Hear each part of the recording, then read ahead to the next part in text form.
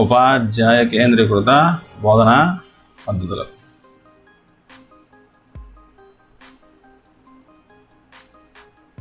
ఉపాధ్యాయ కేంద్రీకృత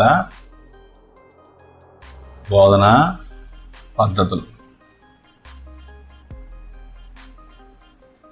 ఏమిటివంటే బోధనా అభ్యాసంలో ఉపాధ్యాయుడు విద్యార్థుల పాత్రను బట్టి బోధనా పద్ధతులను ముఖ్యంగా 2 రకాలుగా ఉపయోగించవచ్చు. విద్యార్థుల పాత్రను బట్టి ఉపాధ్యాయుడు విద్యార్థుల పాత్రను బట్టి బోధనా పద్ధతులను ముఖ్యంగా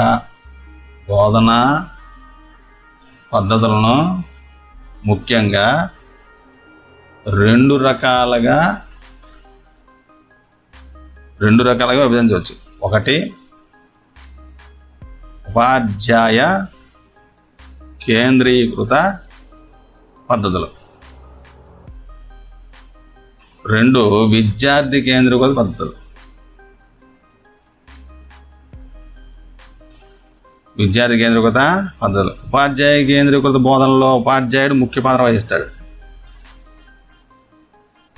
ఉపాధ్యాయ కేంద్రీకృత పద్ధతిలో ఉపాధ్యాయుడు ముఖ్య పాత్ర వహిస్తాడు. ఈ పద్ధతిలో బోధన సాధారణంగా మాట్లాడడం, ఉపన్యాసం ఇవ్వడం, ప్రశ్నలు వేయడం, విద్యార్థులు అడిగిన ప్రశ్నలకు సమాధానం చెప్పడం, విద్యార్థులకు సూచనలు ఇవ్వడం, ఇది కేవలం ఒకే దిశలో ఉపాధ్యాయుడి నుండి విద్యార్థులు జరుగుతుంది.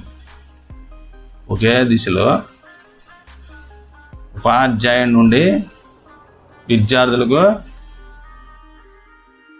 జరుగుతుంది. ఉపాధ్యాయుడు సమాచారాన్ని, జ్ఞానాన్ని ఉపన్యాసం ద్వారా అందిస్తాడు. సమాచారాన్ని, జ్ఞానాన్ని ఉపన్యాసం ద్వారా అందిస్తాడు. విద్యార్థులు జాగ్రత్తగా వింటూ జ్ఞానాన్ని గ్రహిస్తుంటారు. బోధన వాతావరణం సంప్రదాయబద్ధంగా ఉంటుంది. ఈ పద్ధతిలో మనోవిజ్ఞాన సూత్రాలైన అభిరుచులు,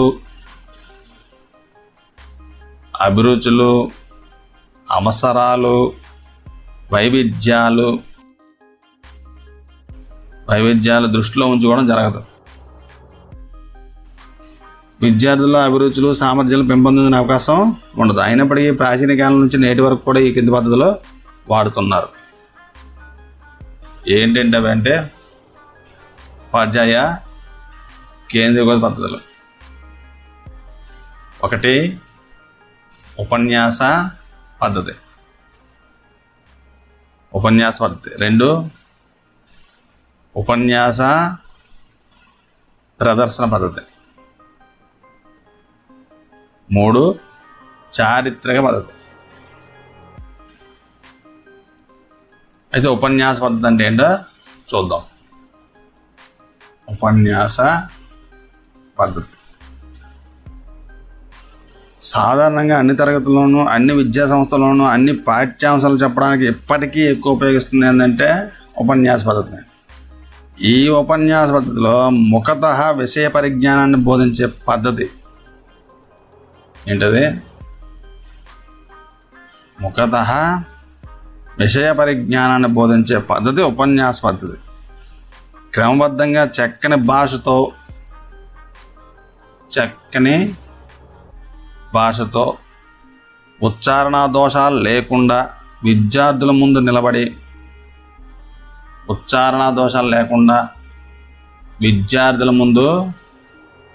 నిలబడి విషయాన్ని బోధించే పద్ధతి.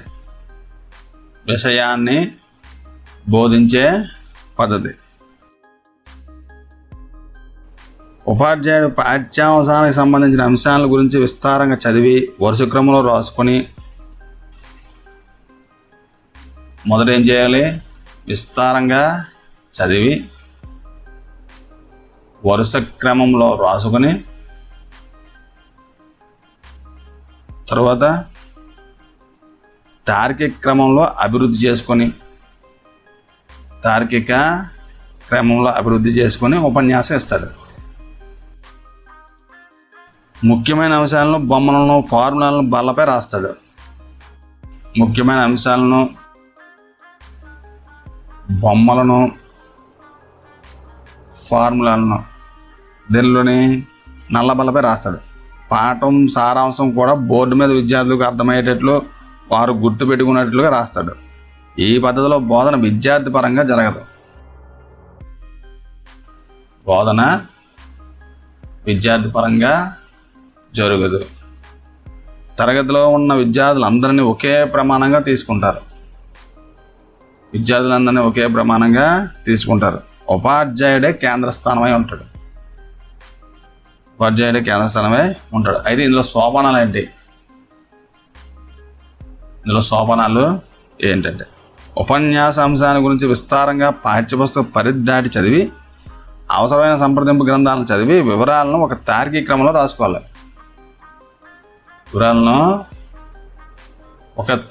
క్రమంలో రాసుకోవాలి. తర్వాత ముఖ్యమైన సూత్రాలు, నియమాలు, ముఖ్యమైన అంశాలు వివరించడానికి ఉదాహరణలు, చిత్రపటాలు, ఫోటోసు లాంటివి సిద్ధంగా ఉంచుకోవాలి. ఉపన్యాసాన్ని ఆసక్తికరం చేయడానికి పాఠానికి సంబంధించిన సంఘటనలు, చమత్కారాలు ఎన్నుకొని గుర్తుంచుకొని అవసరమైతే పేపర్పై రాసుకుని సందర్భం వచ్చినప్పుడు చెప్పగలగాలి.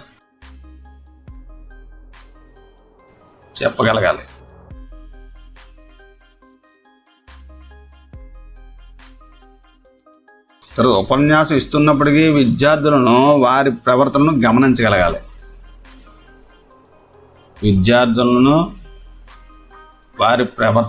గమనించగలగాలి.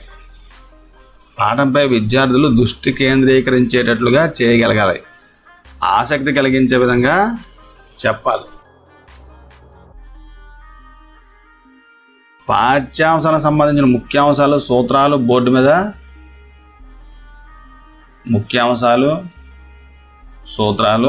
బోర్డు మీద విద్యార్థులకు చక్కగా కనబడేటట్లు రాయాలి. విద్యార్థులు పూర్వజ్ఞానాన్ని పరిశీలించి క్రమంగా పాఠ్యాంశం చెందిన నూతన భావాలను పరిచయం చేయాలి. పూర్వజ్ఞానాన్ని ఉపయోగించి నూతన భావనలను పరిచయం చేయాలి. పాఠం పూర్తి చేశాక విద్యార్థులకు తగిన అనుమానాలు, అర్థం కాని విషయ భాగాలు ఉంటే వాటిని తిరిగి వివరంగా బోధించాలి. అయితే దీనివల్ల ప్రయోజనాలు ఏంటి? ప్రయోగశాలలు, పరికరాలు అవసరం లేదు కాబట్టి ఖర్చు తక్కువ. ఎక్కువ విషయాలు తక్కువ సమయంలో బోధించవచ్చు కాబట్టి సమయం ఆదా. తర్వాత ఉన్నత తరగతుల్లో విజ్ఞాన శాస్త్రం బోధించడానికి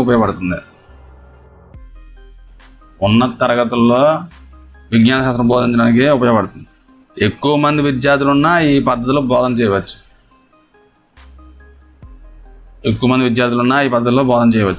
సకాలంలో సిలబస్ పూర్తి చేయవచ్చు. కాలనాన్ని బట్టి ప్రకారం బోధన జరపవచ్చు. చరిత్రాంశాలు, శాస్త్రజ్ఞుల ఆవిష్కరణలు మొదలైన అంశాలు ఆసక్తికరంగా బోధన చేయవచ్చు. విద్యార్థుల్లో ప్రేరణ కలగజేయడానికి పాఠ్యపుస్తక పరిధి దాటి కొత్త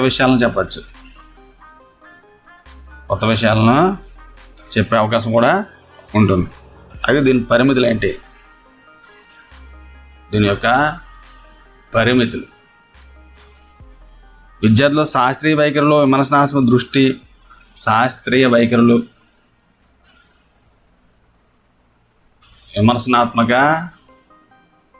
దృష్టి, ప్రయోగం చేసే నైపుణ్యాలు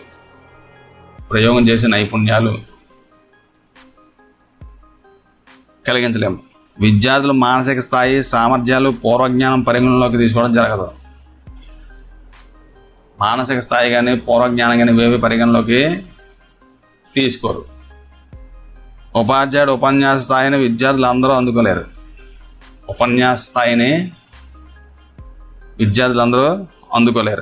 విషయ సేకరణలో ఉపాధ్యాయుడి జ్ఞానాన్ని పెంపొందించగలం కానీ విద్యార్థులు స్తబ్దులుగా ఉంటారు. విద్యార్థులు ఎలా ఉంటారు? ఇక్కడ స్తబ్దులుగా ఉంటారు. విద్యార్థులు స్తబ్దులుగా ఉంటారు. అంటే ప్రత్యక్ష అనుభవం ఉండదు. ఉపన్యాస పద్ధతి ద్వారా విద్యార్థుల అవధానాన్ని చివరిదాకా నిలవడం కష్టం. ఇక్కడ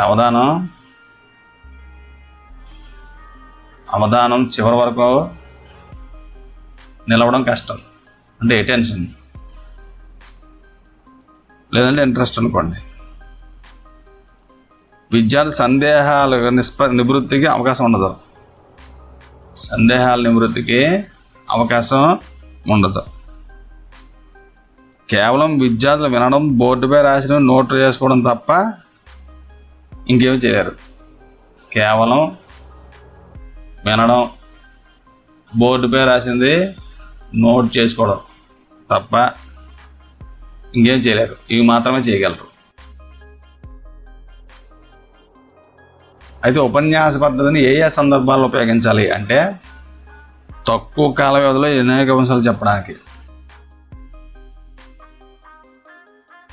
తక్కువ కాల వ్యవధిలో అనేక అంశాలు చెప్పడానికి ఉపయోగించవచ్చు. ఒక కొత్త లేదా కష్టమైన పాఠ్యాంశాన్ని వివరించడానికి ఉపయోగించవచ్చు. కష్టమైన పాఠ్యాంశాన్ని చెప్పడానికి ఉపయోగించవచ్చు. ప్రదర్శన లేదా ప్రయోగం చేయడానికి వీలు లేనివి. ప్రదర్శన లేదా ప్రయోగం చేయడానికి వీలు లేనివి ఇలాంటివి బోధించడానికి ఉపయోగపడుతుంది. తర్వాత చేసిన ప్రదర్శన మరలా వివరించడానికి. ఒకళ్ళు చేసిన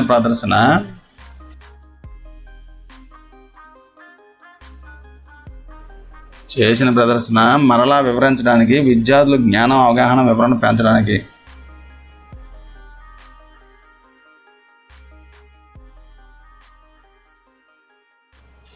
పాఠంలోని ముఖ్య విషయాలను పునశ్చరణ చేయడానికి.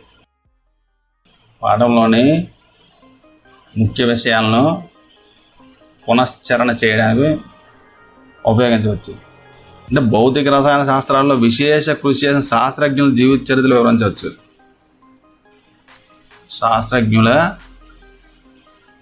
జీవిత చరిత్రలను వివరించవచ్చు. తర్వాత యూనిట్ పూర్తి చేసిన తర్వాత పునశ్చరణ చేయవచ్చు. యూనిట్ పూర్తి చేసిన తర్వాత పునశ్చరణ రివిజన్కి పనిచేస్తుంది. తర్వాత శాస్త్రీయ సూత్రాలు, భావనలు ఒకేసారి బోధించవచ్చు. శాస్త్రీయ సూత్రాలు, భావనలు ఒకేసారి బోధించడానికి పనిచేస్తుంది. తర్వాత పరీక్షల సమయంలో తక్కువ సమయంలో ఎక్కువ సమాచారం అందించవచ్చు. పరీక్షల సమయంలో తక్కువ సమయంలో ఎక్కువ సమాచారం అందించవచ్చు. అది పద్ధతిని ఎలా మెరుగుపరుచుకోవచ్చు అంటే బోధించేటప్పుడు అందుబాటులో ఉన్న దృశ్య శ్రవణ ఉపకరణాలు వాడాలి. దృశ్య శ్రవణ ఉపకరణాలు వాడాలి. విద్యార్థులు కలిగే సందేహాలు తీర్చుకోవడానికి అవకాశం ఇవ్వాలి. బోర్డు మీద ముఖ్య విషయాలు రాసి విద్యార్థులను చక్కగా నోట్ చేసుకోమని చెప్పాలి.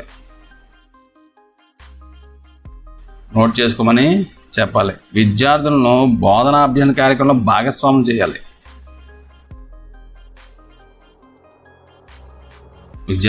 బోధనాభ్యసన కార్యక్రమంలో భాగస్వామ్యం చేయాలి. ఉపాధ్యాయుడు అవగాహనతో, ఆత్మవిశ్వాసంతో బోధించడం చెప్పబోయే శాస్త్ర విషయం మీద బాగా కృషి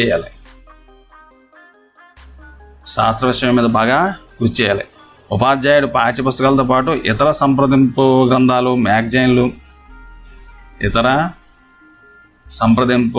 గ్రంథాలు, మ్యాగజైన్స్ సంప్రదించి అదనపు సమాచారం సేకరించాలి. ఉపాధ్యాయుడు ఉపయోగించే భాష విద్యార్థుల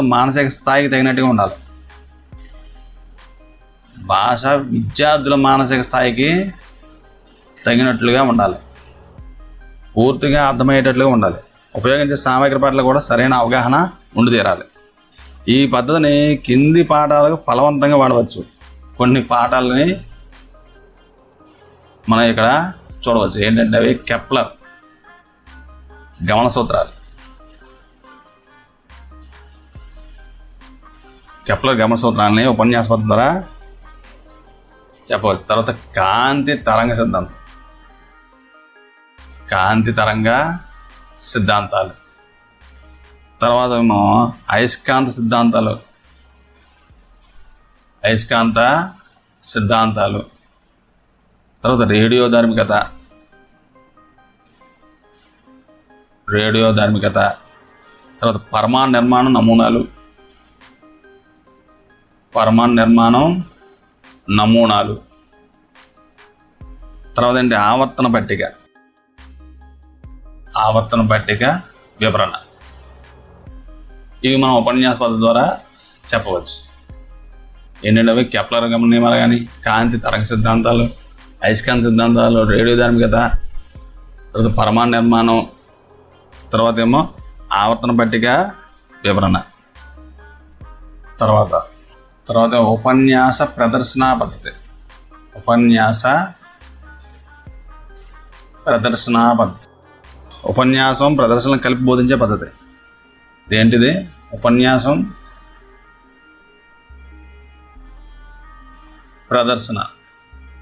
ప్రదర్శనలను కలిపి బోధించే పద్ధతి.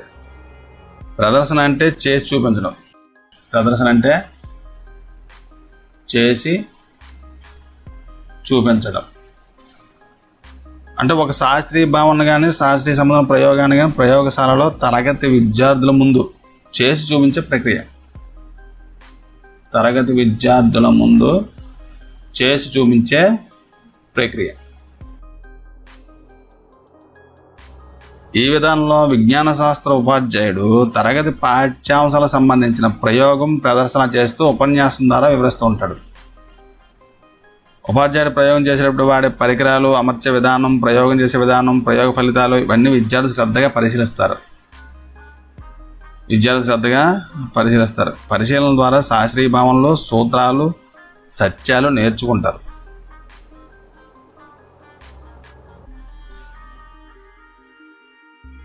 పరిశీలన ద్వారా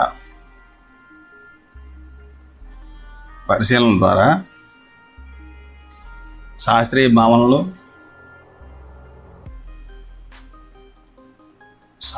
భావనలు, సత్యాలు, సూత్రాలు నేర్చుకుంటారు. పరికరాలు అమర్చడం, బ్యూరెట్ లాంటి పరికరం, రీడింగులు చూడడం వంటి నైపుణ్యాలు పొందగలరు.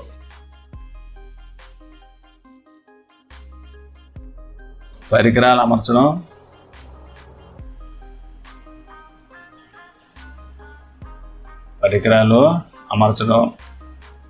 రీడింగులు చూడడం వంటి నైపుణ్యాలు పొందుతారు. విద్యార్థులు జ్ఞానేంద్రియాలను ఉపయోగించడం ద్వారా వినడం, తాకడం, వాసన చూడడం, రుచి చూడడం లాంటి ప్రత్యక్ష అనుభవాల ద్వారా జ్ఞానం పొందుతారు. ప్రత్యక్ష అనుభవాల ద్వారా జ్ఞానం పొందుతారు. విద్యార్థులు మంచి పరిశీలకులుగాను, చైతన్యవంతులుగాను, ఆలోచన పరులుగాను చేస్తూ స్వయంగా పరిశోధన జరపడానికి తగిన ఆత్మవిశ్వాసం కల్పించడమే ఈ ఉపన్యాస ప్రదర్శన పద్ధతి ముఖ్య లక్ష్యం. ఇది విజ్ఞాన శాస్త్ర బోధన ఆసక్తికరంగా, అర్థవంతంగా, వైవిధ్యంగా చేయడానికి ఉపయోగపడే మంచి బోధనా పద్ధతి. మూర్త స్థితి నుంచి అమూర్త స్థితికి అనే మనోవిజ్ఞాన శాస్త్ర సూత్రానికి మూర్త స్థితి నుండి అమూర్త స్థితి అనే మనోవైజ్ఞాన సూత్రాన్ని సంతృప్తిపరుస్తుంది. మనోవైజ్ఞాన సూత్రానికి సంతృప్తిపరచడానికి ఈ పద్ధతిలో ఆస్కారం ఉంది. ఈ పద్ధతిలో సైన్స్ ఉపాధ్యాయుడు తన వివరణను తగ్గిస్తూ విద్యార్థుల సహకారంతో ప్రయోగాలు, ప్రదర్శనలు చేయాలి. విద్యార్థుల సహకారంతో ప్రయోగాలు చేయాలి. తర్వాత సాధారణీకరణాలు చేయడం, భావనలు రాబట్టడం, పరిశీలన ద్వారా, ప్రశ్నల ద్వారా విద్యార్థుల సహకారంతో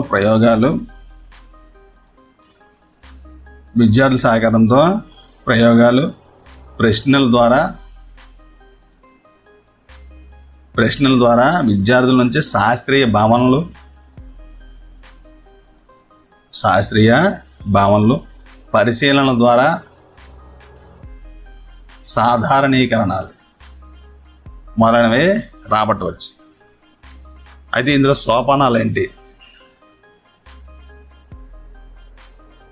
సోపానాలు ఏంటి అంటే పాఠ్య పథకం ప్రణాళిక. ఫస్ట్ది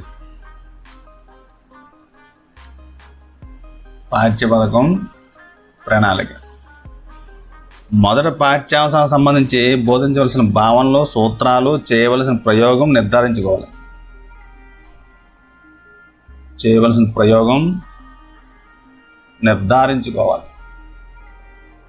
దానికి తగిన కృత్యాలు ఎన్నుకోవాలి. కృత్యాలకు సంబంధించిన పరికరాలు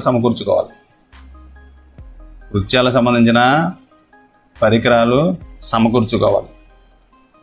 తగిన జాగ్రత్తలతో ఒకసారి ప్రయోగం చేసి చూసుకోవాలి.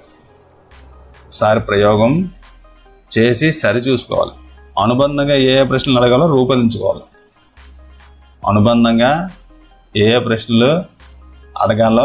రూపొందించుకోవాలి. తర్వాత ఏంటంటే పాఠం పరిచయం.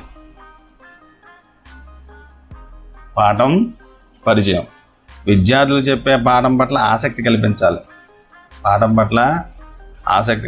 చిన్న చిన్న ప్రయోగాలు చేయడం, సమస్యాత్మక ప్రశ్నలు అడగడం, సంఘటనలు, ఆకర్షణీయమైన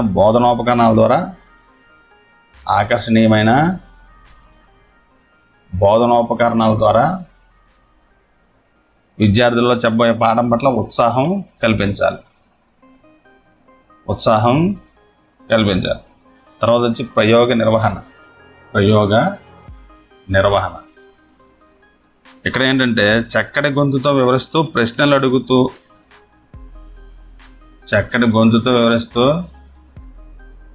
అడుగుతూ వాళ్ళకి జవాబులు చెప్తూ ప్రయోగం యొక్క ఉద్దేశం చెబుతూ ప్రయోగాన్ని జాగ్రత్తగా చేయాలి. విద్యార్థులకు ఎక్కడ ఏం గమనించాలో, ఏం మార్పులు గమనించాలో తెలియజేయాలి.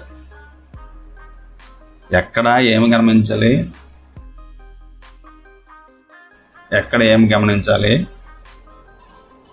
ఎలా గమనించాలో తెలియజేయాలి. తర్వాత నల్లబోర్డు పని. ఇక్కడ ప్రయోగ లక్ష్యం, ఉద్దేశం.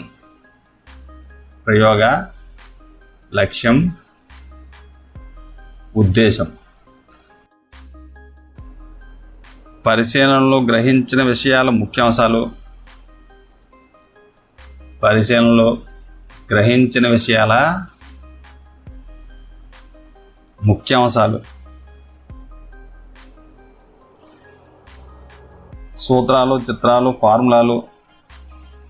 సూత్రాలు, చిత్రాలు, ఫార్ములాలు అన్నీ బోర్డు మీద సారాంశ రూపంలో వరుస క్రమంలో రాయాలి. ఇలా చేయడం వల్ల ప్రదర్శనలో చూపిన బోర్డు మీద ఉన్న అంశాల మధ్య సంబంధం ఏర్పరచుకొని విద్యార్థులు పాఠాన్ని చక్కగా అర్థం చేసుకుంటారు, చాలా కాలం గుర్తుపెట్టుకుంటారు. తర్వాత ఏంటంటే పర్యవేక్షణ.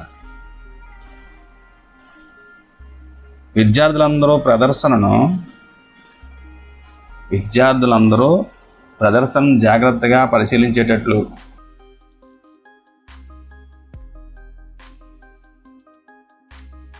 ప్రయోగశాలలో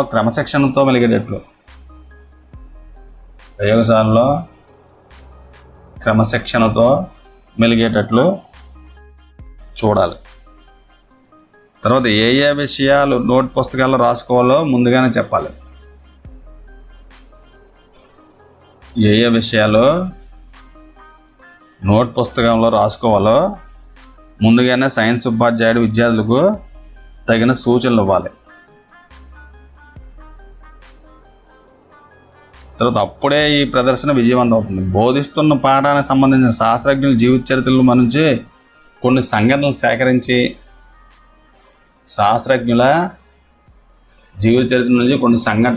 సేకరించి అవి కూడా విద్యార్థులకు తెలియజేయాలి.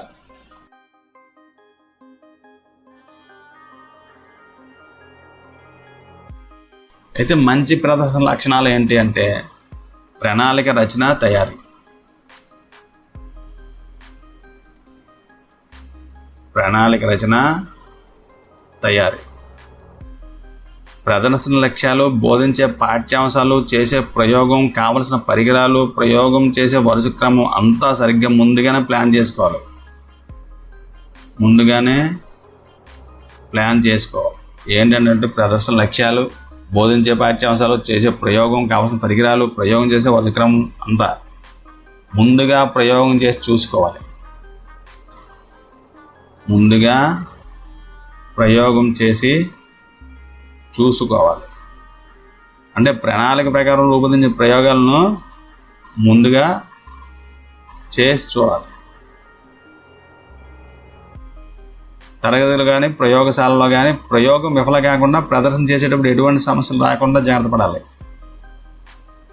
తర్వాత ఏంటంటే దృష్టి స్పష్టత.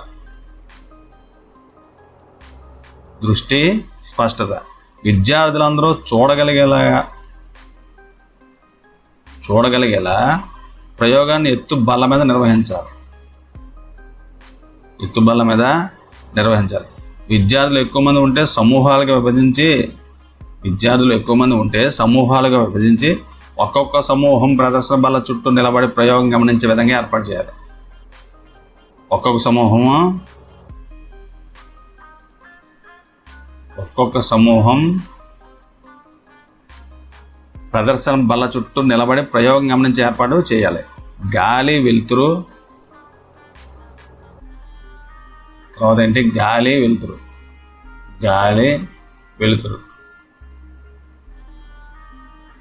తరగతి ప్రయోగశాల గదిలో గాలి వెలుతురు తగినంతగా ఉండాలి. మంచి గాలి వెలుతురు ఉంటే విద్యార్థులు ప్రదర్శనలో ఉత్సాహంగా ఉంటారు.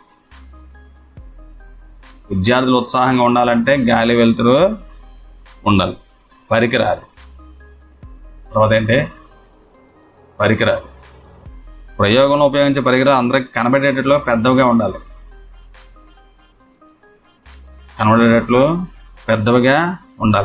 ప్రదర్శనలో పొరపాటున ఏమైనా పరికరాలు పగిలిపోయినా, విరిగిపోయినా, పాడైపోయినా వాడుకోవడానికి అదనపు పరికరాలు సిద్ధంగా ఉండాలి.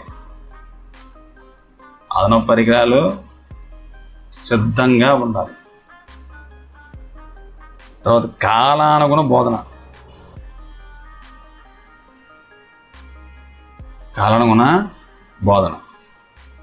ఋతువును బట్టి, వాతావరణాన్ని బట్టి బోధన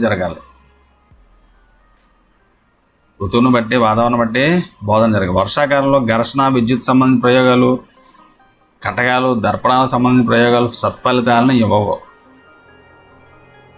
వర్షాకాలంలో విద్యుత్ సంబంధించి కానీ, ఘర్షణ సంబంధించి కానీ, కటకాలు, దర్పణాలకు సంబంధించిన కానీ ప్రయోగాలు సత్ఫలితాలని ఇవ్వవు. తర్వాత ఇతర బోధనోపకరణాలు. ప్రదర్శన విజయవంతం కావాలంటే ఈ ప్రయోగాలకు సంబంధించిన చార్ట్లు, పటాలు, ప్రయోగ విధం చూసే ఫిల్ములు ఉపయోగించాలి. చార్ట్లు, పటాలు, ఫిల్మ్స్ ఉపయోగించాలి. తర్వాత విద్యార్థుల సహకారం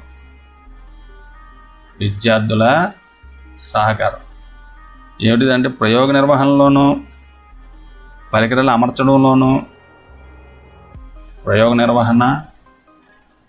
పరికరాల అమరిక, రీడింగులు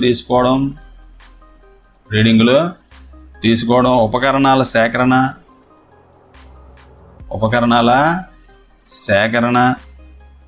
పట్ల విద్యార్థులు చురుగ్గా పాల్గొనేటట్లు చేయాలి.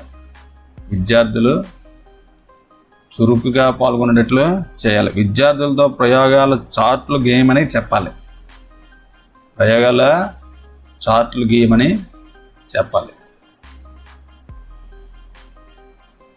అయితే దీనివల్ల ప్రయోజనాలు ఏంటి? ఉపన్యాస ప్రదర్శనా పద్ధతి వల్ల ప్రయోజనాలు. తక్కువ వ్యయంతో కూడిన పద్ధతి. ఏంటిది? తక్కువ వ్యయంతో కూడిన పద్ధతి. ఉపాధ్యాయుడే పరికరాలు ప్రయోగాలు తెచ్చి చేస్తాడు కాబట్టి ఒక జత పరికరాలు మాత్రం సరిపోతాయి. కాబట్టి తక్కువ వ్యయంతో కూడింది. తర్వాత కాలాన్ని పొదుపు చేయవచ్చు. కాలాన్ని పొదుపు చేయవచ్చు. ప్రకల్పన పద్ధతి, ప్రయోగశాల పద్ధతి, అన్వేషణ పద్ధతులు వంటి విద్యార్థి కేంద్ర పద్ధతులు పోల్చినప్పుడు కాలాన్ని ఆదా చేయవచ్చు. తర్వాత ఖరీదైన సున్నితమైన వస్తువులతో చేసే ప్రయోగాలు ఉపాధ్యాయుడే చేసి చూపడానికి సరైన పద్ధతి. ఖరీదైన సున్నితమైన వస్తువులతో చేసే ప్రయోగాలు ఉపాధ్యాయుడే చేసి చూపడానికి సరైన పద్ధతి. విద్యార్థులు అభ్యాసంలో చురుగ్గా పాల్గొంటారు. విద్యార్థులు అభ్యసనంలో చురుగ్గా పాల్గొంటారు. విద్యార్థులు ప్రయోగాన్ని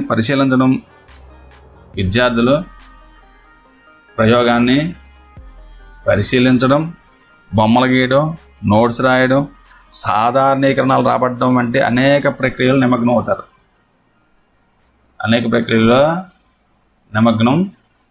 అవుతారు.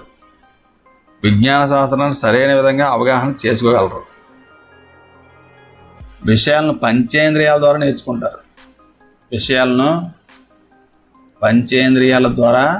నేర్చుకుంటారు. కాబట్టి సరైన భావనలు ఏర్పడతాయి. ఇది మనోవైజ్ఞానిక పద్ధతి. ఇదేంటి? మనోవైజ్ఞానిక పద్ధతి. రకరకాల అభ్యసన కృత్యాల ద్వారా భావనలు స్పష్టంగా ఏర్పడతాయి.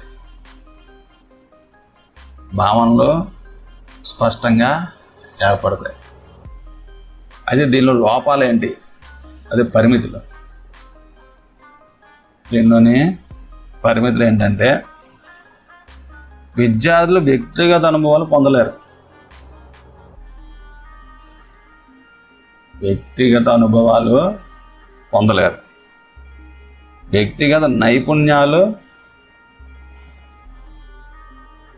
వ్యక్తిగత నైపుణ్యాలు పెంపొందించలేరు. విద్యార్థి కేంద్రీకృత పద్ధతి కాదు. ఉపాధ్యాయుడితో చనువుగా చురుగ్గా ఉండే విద్యార్థులు ప్రదర్శనలో మెలకువలు నేర్చుకుంటారు. ఉపాధ్యాయుడితో చురుగ్గా ఉన్నారనుకోండి పిల్లలు, వాళ్ళు ప్రదర్శనలోని మెలకువలు నేర్చుకోగలరు. విద్యార్థులందరూ నిశితంగా పరిశీలించి సాధారణీకరణాలు చేయలేరు.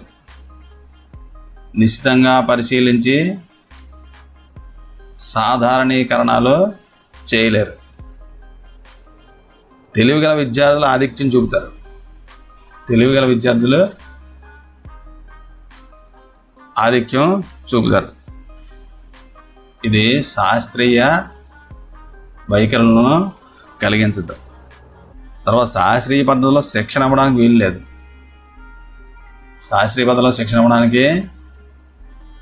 వీలు లేదు. తర్వాత ముందుగా ప్రయోగం చేసి చూసుకున్నా ప్రయోగం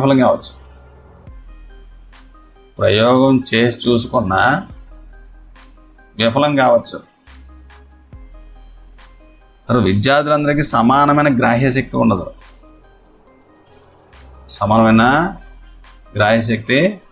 ఉండదు. అయితే దీన్ని ఎప్పుడెప్పుడు ఉపయోగించాలి అంటే సృష్టించి పాఠ్యాంశము మొదలు పెట్టడం. అంటే ఒక వాచ్ గ్లాసులో కాపర్ సల్ఫేట్ ద్రావణం తీసుకొని కొంత ఇనుప రజను లేదా కొత్త ఇనుప మేకు ఆ ద్రావణంలో కొంతసేపు ఉంచితే ఇనుప రజను మేకుపై రాగిపోతే ఏర్పడుతుంది. ఇది ఎందుకు ఏర్పడింది ప్రశ్నిస్తూ, ఎలా ఏర్పడింది ప్రశ్నిస్తూ రసాయన స్థానభ్రంశం పాఠ్యాంశం బోధించడం. వాచ్ గ్లాసులో కాపర్ సల్ఫేట్ ద్రావణం తీసుకొని కొంత ఇనుప రజను కానీ లేదా కొత్త మేక్ కానీ తీసుకొని ఆ ద్రావణంలో కొంతసేపు ఉంచి ఇనుప రజను లేదా మేకుపై రాగిపోత ఏర్పడింది అనుకోండి. అది ఎందుకు ఏర్పడింది అని ప్రశ్నిస్తూ, ఎలా ఏర్పడిందని ప్రశ్నిస్తూ రసాయన స్థానభ్రంశం అనే పాఠ్యాంశాన్ని స్థానభ్రంశం అనే పాఠ్యాంశాన్ని బోధించవచ్చు. తర్వాత పద్ధతులు చూపడం. ఇదేంటంటే బ్యూరెట్తో అంశమాపనం చేసే విధం చూపడం. బ్యూరెట్తో అంశమాపనం అంటే టైట్రేషన్. పిప్పెటితో ద్రావణం కొలిచే విధానం. పిప్పెటితో ద్రావణం కొలిచే విధానం. తర్వాత ఏంటంటే నియమాలు, సూత్రాలు ప్రయోగాత్మకంగా రుజువు చేయడం. నియమాలు, సూత్రాలు ప్రయోగాత్మకంగా రుజువు చేయడం అంటే ప్రయోగాల్లో లోలక సూత్రాలు, ఓం నియమం, ఆర్కిమెడిస్ సూత్ర నిరూపణ మొదలైన రుజువు చేసే ప్రయోగాలు అన్నమాట. ఏమేమి చేయొచ్చు? ఆర్కిమెడిస్ ప్రయోగం చేయొచ్చు, తర్వాత లోలక సూత్రాలు చేయొచ్చు, తర్వాత ఓం నియమం, ఇలాంటివి అన్నమాట. తర్వాత పరికరాల నిర్మాణం, పనిచేసే విధం. పరికరాల నిర్మాణం, పనిచేసే విధం. ఇది ఎలా అంటే కిలోమీటర్ నిర్మాణం, పనిచేసే విధానం. కిలోమీటర్ నిర్మాణం, పనిచేసే విధం. తర్వాత సున్నిత ద్రావణంతో మిల్లీగ్రామ్ వరకు పదార్థ భారం కనుగొనడం. సున్నిత ద్రావణంతో మిల్లీగ్రామ్ వరకు పదార్థ భారం కనుగొనడం. టెలిస్కోప్ నిర్మాణం, పనిచేసే విధానం. టెలిస్కోప్ నిర్మాణం, పనిచేసే విధానం. తర్వాత విషయ వివరణ భావన. ఇనుప రోజును దండాయస్కాంతం, గుర్రపు నాడ అయస్కాంతాలలో ధ్రువాల వద్ద ఎక్కువ అయస్కాంత బలం ఉంటుందని నిరూపించడం. ధ్రువాల వద్ద ఎక్కువ అయస్కాంత బలం ఉంటుందని నిరూపించడం. ప్రయోగపూర్వకంగా అయస్కాంత బలరేఖలు చూపడం. తర్వాత భౌతిక దృగ్విషయాలు చూపడం. తర్వాత ఏంటి? భౌతిక దృగ్విషయాలు చూపడం. భౌతిక దృగ్విషయాలు చూపడం. ఇదేంటంటే కాంతి పరావర్తనం, వక్రీభవనం, పట్టకం. కాంతి పరావర్తనం, వక్రీభవనం, పట్టకం ద్వారా కాంతి విక్షేపం చెందే విధానం ప్రయోగపూర్వకంగా చేయడం. ప్రయోగపూర్వకంగా చూపడం. శాస్త్రం అంటేనే చేయడం అనే నానుని నిజం చేయడానికి శాస్త్రం అంటేనే చేయడం అనే నానుడికి నిజం చేయడానికి శాస్త్ర ఉపాధ్యాయుడికి భౌతిక రసాయన శాస్త్ర బోధనకు ప్రస్తుతం అందుబాటులో ఉన్న ఉత్తమమైన పద్ధతి ఇది. ప్రదర్శన సమయంలో విద్యార్థులు ఎక్కువసేపు పాల్గొనేటట్లు, ప్రదర్శన సమయంలో విద్యార్థులను ఎక్కువగా పాల్గొనేటట్లు చేస్తూ, ఎక్కువగా వారిని ప్రశ్నిస్తూ, ఆలోచింపజేస్తూ విద్యార్థుల్లో పరిశీలన, శాస్త్రీయ ఆలోచనలు పెంచడానికి అనువైన పద్ధతి.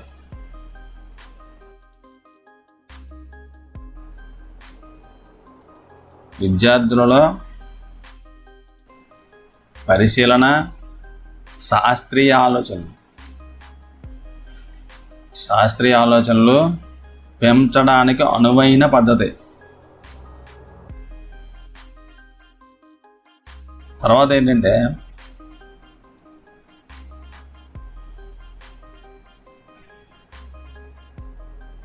ప్రదర్శన సమయంలో ఎక్కువగా పాల్గొనేలా చేయాలి. ప్రదర్శన సమయంలో విద్యార్థులు ఎక్కువగా పాల్గొనేటట్లు చేయాలి. తర్వాత ఏంటంటే చారిత్రక పద్ధతి.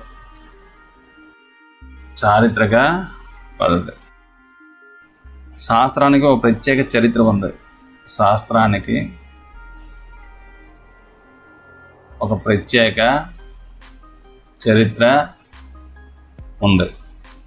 ప్రతి కొత్త సిద్ధాంతం వెనుక, ఆవిష్కరణలు, పరిశోధనలు వెనుక ఎన్నో సంఘటనలు ఉంటాయి. అదే విజ్ఞాన శాస్త్రం చదివేటప్పుడు విద్యార్థులు ఆ సంఘటనల గురించి తెలుసుకోవాలి. ఆ సంఘటనల గురించి తెలుసుకోవాలి. ఆ కథలు తెలుసుకున్నప్పుడు విద్యార్థులు మూలం నుంచి పరిణామం వరకు గల దశలను తెలుసుకుంటారు. ఈ పద్ధతి ప్రాథమిక ఉద్దేశం అంశం బోధించడం కాకుండా విద్యార్థులు అసలైన శాస్త్రానుభూతి పొందేలా చేయడం. అసలైన శాస్త్రానుభూతి పొందేలా చేయడం. అయితే ఏమేమి ప్రయోగాలు చేస్తారో, కొత్త సిద్ధాంతాలు ఎలా ప్రతిపాదిస్తారో అన్నీ వివరించవచ్చు. కాలంతో పాటు ఒక సిద్ధాంతం మరొక సిద్ధాంతం ఎలా మార్పు చెందిందో విద్యార్థులు తెలుసుకుంటారు. ఇప్పుడు సపోజ్ ఎగ్జాంపుల్, మరుగుతున్న నీటి మీద పెట్టిన మూత కథలను చూశారనుకోండి. మరుగుతున్న నీటి మీద పెట్టిన మూత కథలను చూశారనుకోండి. జేమ్స్ వాట్ ఆవిరి యంత్రం కనిపెట్టినట్లు, జేమ్స్ వాట్ ఆవిరి యంత్రం కనిపెట్టినట్లు, చెట్టుకున్న యాపిల్ పండు కింద పడ్డ న్యూటన్ గురుత్వాకర్షణ సిద్ధాంతం కనుగొన్నట్లు కథల రూపంలో భౌతిక రసాయన శాస్త్ర పాఠాలు బోధిస్తే శాస్త్రం పట్ల విద్యార్థులకు అభిరుచి ఆసక్తి కలుగుతాయి. శాస్త్రాన్ని చారిత్రక అభివృద్ధి పరంలో అందించే పద్ధతినే చారిత్రక పద్ధతి అంటారు. అయితే ఇందులో ఏమేమి పద్ధతులు ఉన్నాయంటే ఉపాఖ్యానక పద్ధతి.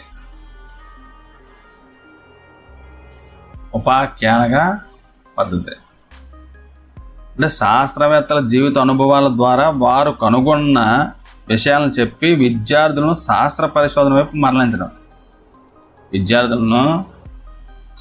పరిశోధన వైపు మరలించడం. ఆర్కిమెడిస్ తొట్టిలో స్నానం చేస్తూ ఆర్కిమెడిస్ సూత్రం కనుగొనడం. ఆర్కిమెడిస్ తొట్టిలో స్నానం చేస్తూ ఆర్కిమెడిస్ సూత్రం కనిపెట్టడం. తర్వాత జీవిత చరిత్ర పద్ధతి. ఇదేనంటే ఫారడే, రదర్ఫర్డ్, ఐన్స్టీన్, కోపర్నికస్, న్యూటన్ మొదలైన వారి జీవిత చరిత్రలు తెలుసుకోవడం విద్యార్థులకు ఎంత అవసరం. అందువల్ల శాస్త్రం పట్ల, శాస్త్రజ్ఞుల పట్ల గౌరవం పెంపొందుతాయి. ఇంకా ఎటువంటి విషయాలు తెలుసుకోవాలనుకుంటారు అంటే గొప్ప గొప్ప శాస్త్రవేత్తల గురించి తెలుసుకోవాల్సిన అవసరం విద్యార్థులకు ఉంది. తర్వాత ఏంటంటే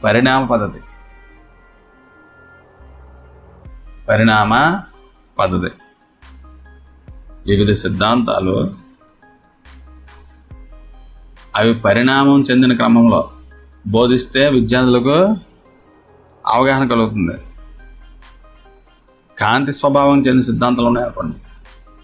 కాంతి స్వభావానికి చెందిన సిద్ధాంతాలు న్యూటన్ కణ సిద్ధాంతం, హైగెన్స్ తరంగ సిద్ధాంతం, కాంతి ద్విస్వభావం, క్వాంటం సిద్ధాంతం, కాంతి ద్విస్వభావం, క్వాంటం సిద్ధాంతం.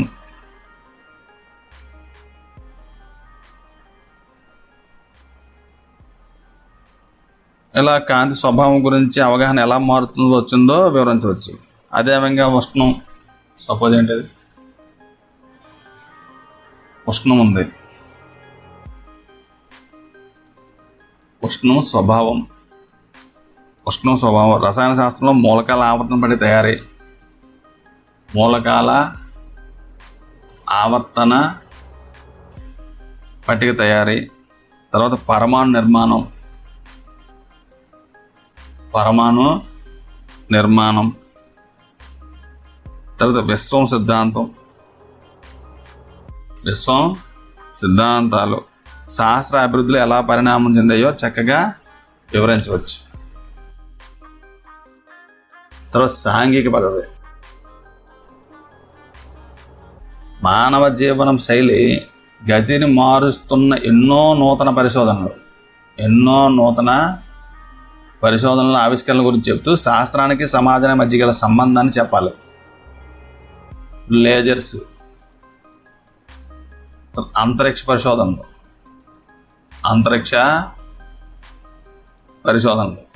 కమ్యూనికేషన్ శాటిలైట్స్, కంప్యూటర్స్, ఇంటర్నెట్,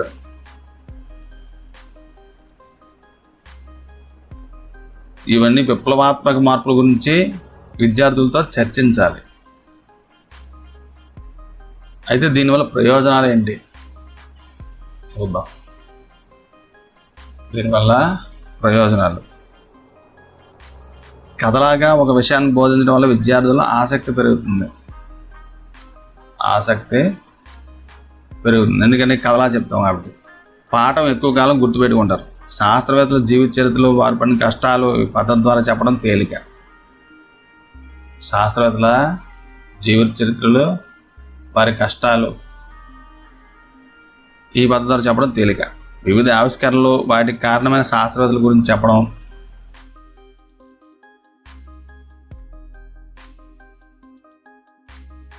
వివిధ ఆవిష్కరణలు, వాటికి కారణమైన శాస్త్రవేత్తలు గురించి చెప్పడం వల్ల ఏమవుతుందంటే విద్యార్థుల్లో ప్రేరణ కలిగించవచ్చు. శాస్త్రీయ పరిశోధన వల్ల విజ్ఞాన శాస్త్రం విషయాలు క్రమేపీ ఎలా మార్పు చెందుతున్నాయో గ్రహిస్తారు. శాస్త్రీయ పరిశోధనల వల్ల విజ్ఞాన శాస్త్రంలో విషయాలు క్రమేపీ ఎలా మార్పు చెందుతున్నాయో తెలుసుకుంటారు. శాస్త్రవేత్తల పట్ల గౌరవంతో మానవాళికి వారు చేసిన కృషిని అభినందిస్తారు.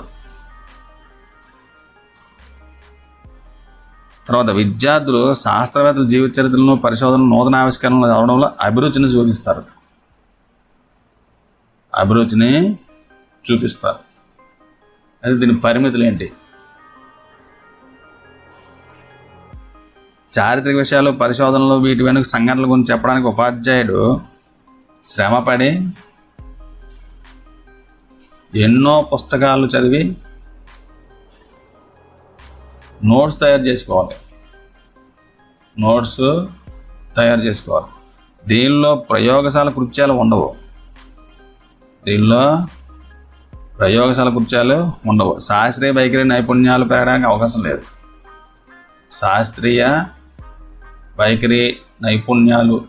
అవకాశం లేదు.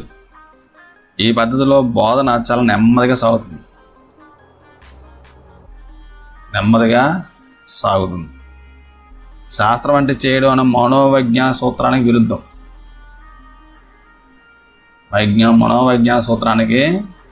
విరుద్ధం. బోధనాభ్యాస కృత్యాలు, బోధనోపకరణాలు